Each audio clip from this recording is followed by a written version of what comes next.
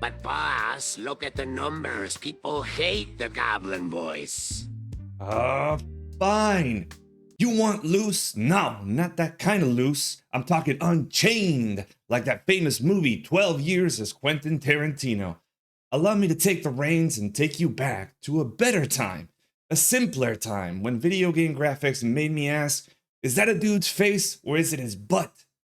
The good old days when your computer trying to run the game you wanted to play sounded like it was giving its last dying breath through a Capri Sun straw. All the while your modem making some indescribable bowel movements. And you praying to all that is holy that your mom doesn't get a phone call and disconnects you from the game. I'm gonna talk about a game that's very special to my heart. Everquest, one of the first games that allow you to traverse a gigantic 3D fantasy world completely online with tons of other players. And what better way to tell you about the game than to take you through playing the game?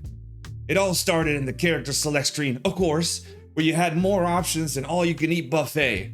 First, you had to pick your race. No, I'm gonna stop you right there, don't even go there.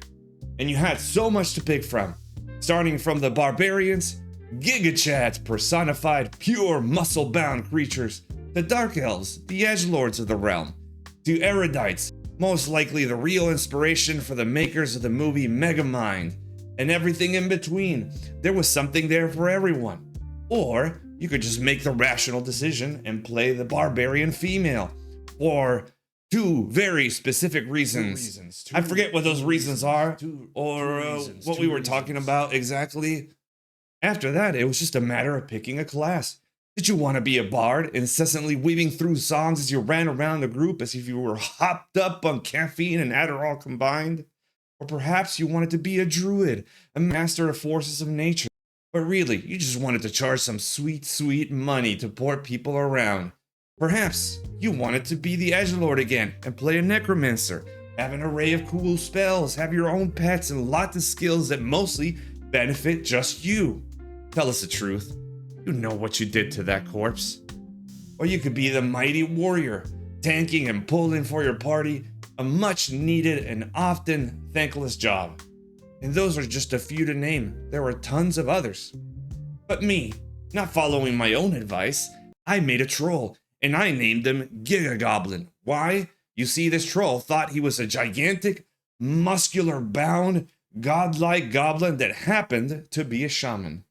And that's the kind of brilliant player agency and storytelling the game allows you to have, since it doesn't force you into a theme park railroaded story. So there I was, in the middle of a dark swamp. Instead of visualizing those two reasons, I had to stare at my goblin's butt crack as he ran around the swamp, killing all manner of creatures. You see, the beauty of EverQuest, at least before any of the many expansions, was that it dropped you into a completely foreign world. No map, no compass, no kiddie training wheels to help you get along. You had to figure it out. You had to get to know people, rely on each other. I know that's difficult in 2025, but that's the way it was. Sure, you could solo, and there were classes that were better at this than others, but it didn't compare to the experience of grouping. And that's because the whole game was designed for you to need, but also be needed by other players. Druids and wizards could teleport, being the only original means of fast travel in the game. You could have classes that gave you all sorts of insane buffs like the shaman, or classes that could locate your corpse when you lost it, because yes, if you died, you left your body there along with all of your stuff, and you lost your experience to boot. Isn't that amazing? So if you died in the middle of a difficult area and you didn't know your way around, you were gonna need someone to be able to find your corpse and bring it back to you. And I know what you're thinking, but squats, it's 2025. I want to autistically play by myself, with myself, all day in a giant world, not interacting with anyone, even if it kills me. And I get it. This is all new to you, and it may seem like a forced way to make people interact. But believe it or not, it made people want to cooperate a lot more with each other, put up with each other more, and overall be nicer with one another. I know, color me shocked. Sure, you had misunderstandings, and sure you had a-holes, and sure you had someone, I'm not gonna say it was me, trained to zone, which was a term when you aggroed it a lot more than you could handle, and you ran that conga line of misfits all the way to the zone's entrance, taking everybody else with you. But overall, I'd say the result was a pretty good time. And who can forget the highest joy you can have in EverQuest gameplay? Sitting, that's right, sitting for mana. And that's just the grouping and hunting for camps of mobs. But you also had quests to find and figure out how to solve. You had raids that got pretty hectic as people scrambled to min-max the living crap out of it. You had all sorts of trade skills and professions to truly work on, like take fletching for example. My favorite, imagine rolling a ranger wood elf and having your own tools to craft your own arrows after having to farm those materials for hours on end. It was fun and immersive. You were truly in the world, part of it, and living in it. This is because EverQuest understood it wasn't just an MMO. You need the massively multiplayer for it to count. Not just people in their own instance in small groups, but it was also an MMORPG. Something I think games have forgotten about since the success of World of Warcraft. They now feel more like on-rail single-player action games in an online space.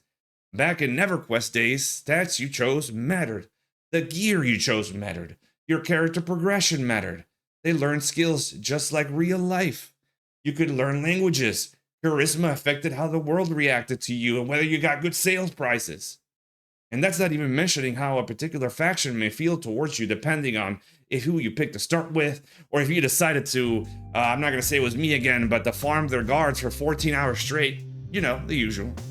If you've never played it, you might wonder, was it really that special? And what I have to say to you is, ask anyone who was there. Anyone who stepped out of Freeport gates and into a world that felt impossibly huge. Anyone who grouped in Blackburrow or died in Kithikor or sailed on a boat that took 20 actual minutes to go anywhere. Ask them what it felt like. And they won't just tell you a story. They'll tell you a memory. Because at the heart of what the game was, a huge fantasy world to create memories in. Memories people still carry with them to this day, even 24 years after the game's release. It's what keeps them coming back. It's even what compels them to create new games inspired by it, because they want to make more memories. More memories for everybody. More 2 reasons for everybody. Live new adventures. And that, my dear goblins, that's EverQuest. That's the MMO that defined a generation. Now, only the cool people got this far, but even cooler are the people who decided to look at that subscribe and like button and imagine those 2 reasons and really fondle that mouse button. Anyway, I'm gonna get out of here. Make sure to check out our streams. The more, the merrier.